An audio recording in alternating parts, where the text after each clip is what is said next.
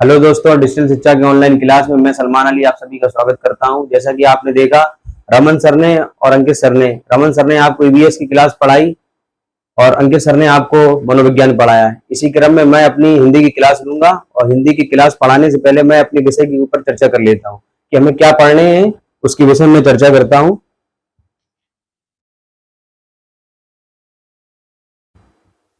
हिंदी के सिलेबस के ऊपर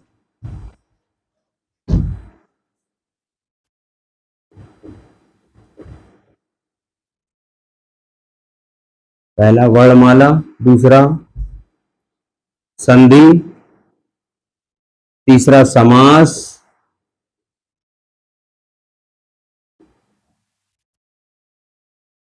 चौथा उपसर्ग प्रत्यय,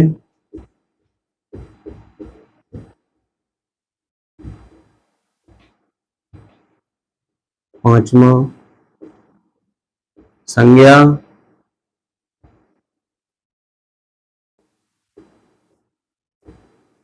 सर्वनाम,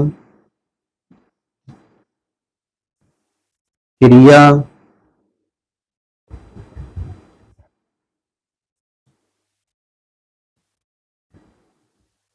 विशेषण,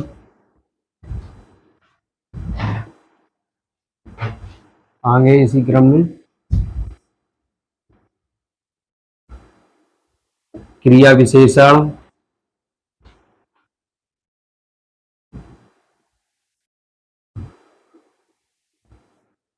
लिंग,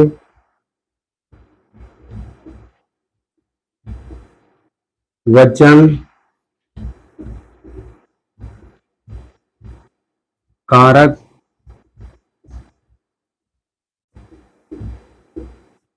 काल,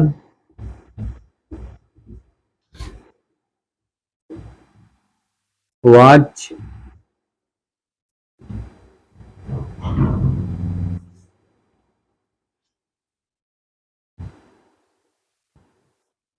विराम चिन्ह,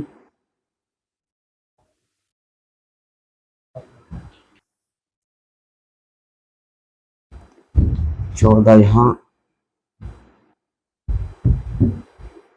14, 15, 16, रस, छंद और अलंकार।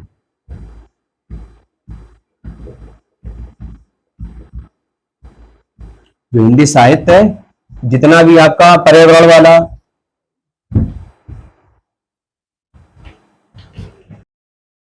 आपने देखा मैंने आपको हिंदी के सिलेबस के ऊपर चर्चा कर दी है। जितना भी आपका हिंदी का सिलेबस है ना, व्याकरण का, वो हम एक एक करके आपका कंप्लीट कराएंगे और जो साहित्य का क्लास है वो हम बाद में पूरा करेंगे। आज हमारी हिंदी की पहली क्लास है, तो इसी क्रम में हम बात कर लेते हैं हिंदी के वर्णमाला। जो हमारा पहला चैप्टर है हिंदी का वर्णमाला, तो उसके ऊपर आज हम चर्चा करेंगे।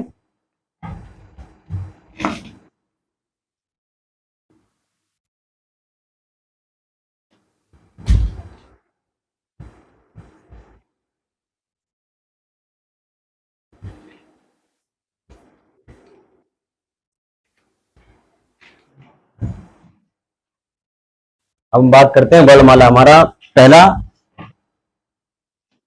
भाषा। हम ऐसे पहले आपको बता देते हैं, भाषा संस्कृत के भाष शब्द से बना है, जिसका अर्थ है बोलना। जिसका अर्थ है बोलना। भाषा की सार्थक इकाई वाक्य है।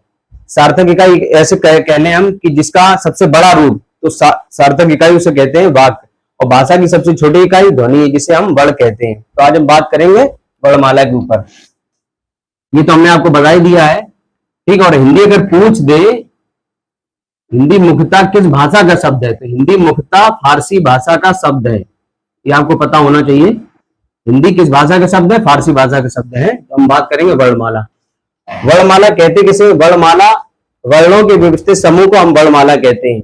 एक व्यवस्थित एक क्रम होता है कि इसके बाद यही आएगा, ठीक है। वर्णमाला वर्णों के व्यवस्थित समूह को वर्णमाला कहते हैं। अब हम बात करते हैं वर्ण के मुख्यतः दो भेद हैं। कौन कौन? पहला स्वर, दूसरा व्यंजन।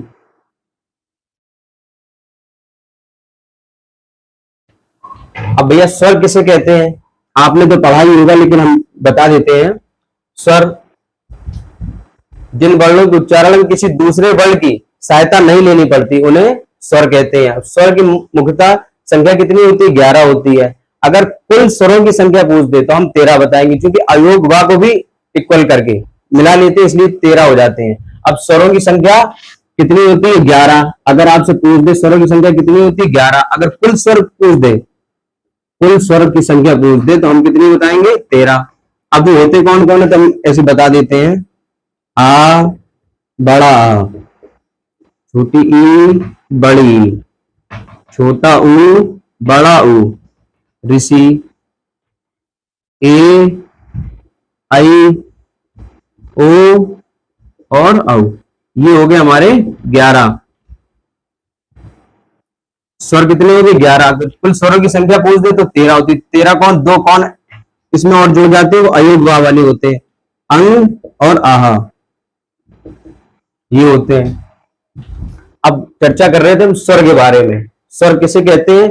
जिन वर्णों के उच्चारण में किसी दूसरे वर्णों की सहायता नहीं लेनी पड़ती उन्हें हम स्वर कहते हैं। अब स्वर के भी भेद होते हैं। स्वर के कितने भेद होते हैं? स्वर के मुख्यतः 3 भेद होते हैं। स्वर के 3 भेद होते हैं। कौन कौन? पहला ऋस्व स्वर। ऋस्व स्वर को ही हम लघु स्वर कहते हैं। दूसरा दीर्घ स्वर। दीर्घ स्वर को ही गुरु स्वर कहते हैं। तीसरा प्लुत स्वर। प्लुत स्वर। अब ह्रस्व स्वर किसे कहते हैं? जिन वर्णों के उच्चारण में सबसे कम समय लगता है। एक प्रकार से मैं ऐसे कह लें कि एक मात्रा का समय लगता है।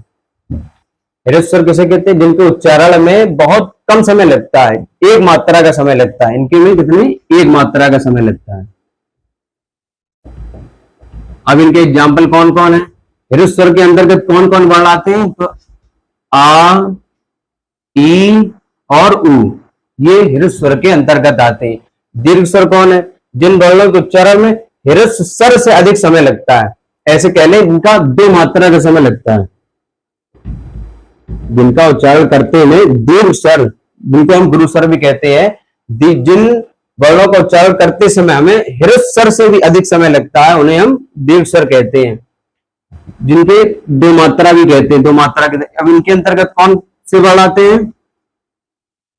बड़ा आ, बड़ी ई, बड़ा ऊ, ए, आई, ओ और औ। क्लियर?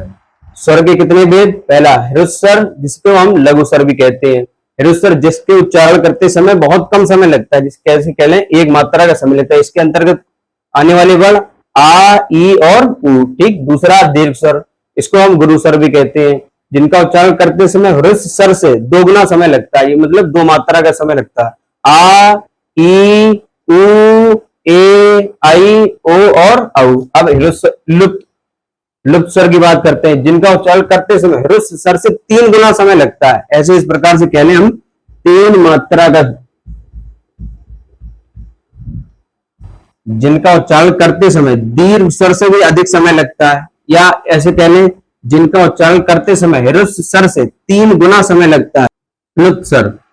लुप्त स्वर, प्लुत स्वर। ह्रस्व स्वर का उच्चारण करते समय, लुप्त स्वर इसकी परिभाषा ऐसे है, ह्रस्व इनका उच्चारण करते समय ह्रस्व स्वर से 3 गुना समय लगता है, मतलब 3 मात्रा का समय लगता है। लुप्त स्वर को प्रकट करने के लिए इस चिन्ह का प्रयोग करते हैं। क्लियर? स्वर। अब हम बात कर लेते हैं स्वर। स्वर के कितने भेद? 3 भेद। पहला ह्रस्व स्वर, दूसरा दीर्घ स्वर, तीसरा लुप्त स्वर। ठीक। ह्रस्व स्वर के अंतर्गत, ह्रस्व स्वर को लघु स्वर कहते हैं। इसके अंतर्गत आने वाले कौन कौन वर्ण? आ, ई, उ, और ये इनके एक मात्रा का समय लगता है। क्लियर? दूसरी बात दीर्घ स्वर, दीर्घ स्वर को हम क्या कहते हैं? गुरु स्वर, जिनका उच्चारण करते समय हमें ह्रस्व स्वर से अधिक समय लगता है। ऐसे कह ले 2 मात्रा का समय लगता है। आ, ई, उ, ए, आई, ओ और औ। ठीक। क्लियर? तीसरा लुप्त स्वर, जिनका उच्चारण करते समय ह्रस्व स्वर से 3 गुना समय लगता है हमें। ठीक है। इसको प्रकट करने के लिए इस चिन्ह का प्रयोग करते हैं। ठीक, क्लियर, स्वर कंप्लीट हो गया। अब इसी क्रम में हम बात आगे करते हैं दूसरा व्यंजन की।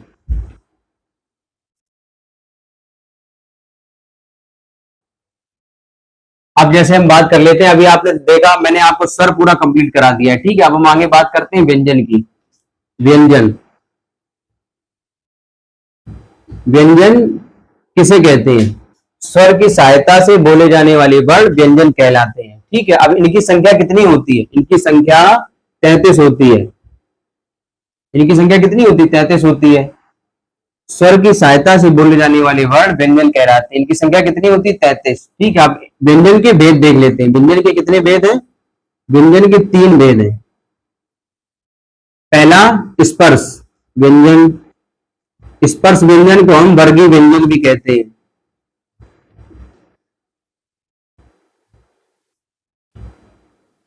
स्पर्श व्यंजन, इसी को हम वर्गीय व्यंजन कहते हैं।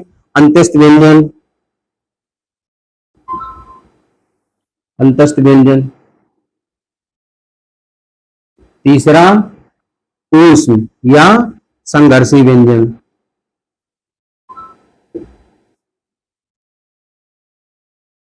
अब हम बात कर लेते हैं स्पर्श व्यंजन, स्पर्श व्यंजन या वर्गीय व्यंजन। स्पर्श व्यंजन, वर्गीय व्यंजन, इसके संख्या कितनी होती है? इसकी संख्या 25 होती है। अब स्पर्श, इनका उच्चारण करते समय कंठ, तालु, मूर्धा, दंत, ओष्ठ काफी इनसे होकर के गुजरना पड़ता है, तब इसे स्पर्श व्यंजन कहते हैं। इनकी संख्या कितनी होती है? 25। अब जैसे इनके अंतर्गत कौन कौन वर्ण आते हैं? जैसे का वर्ग, का वर्ग, चा वर्ग, ता वर्ग, टा वर्ग, पा वर्ग, इसके अंतर्गत आते हैं, स्पर्श व्यंजन के अंतर्गत आते हैं। अंतस्थ व्यंजन, स्पर्श व्यंजन, इसके अंतर्गत कितने आते हैं? संख्या, इनकी संख्या कितनी होती है? 25 होती है, ठीक है।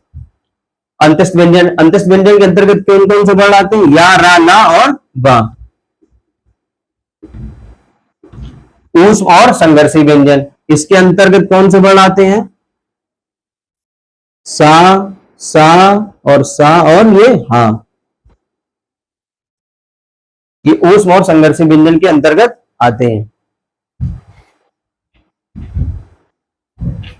अंतस्थ व्यंजन के अंतर्गत आने वाले वर्ण या, रा, ला और बा, इनकी संख्या कितनी होती है? 4 होती है। इनकी संख्या कितनी होती है? 4 होती है। या, रा, ला और बा। और ऊष्म संघर्षी व्यंजन, ऊष्म या संघर्षी व्यंजन, इनकी संख्या कितनी होती है? 4 होती है। इनकी भी संख्या कितनी होती है? 4। सा, सा और हा। यदि हमारी वीडियो पसंद आए तो लाइक करें, सब्सक्राइब करें और कमेंट करना ना भूलें। इसी क्रम में और आगे हम पूरी विस्तृत रूप से चर्चा करेंगे। प्लीज जय।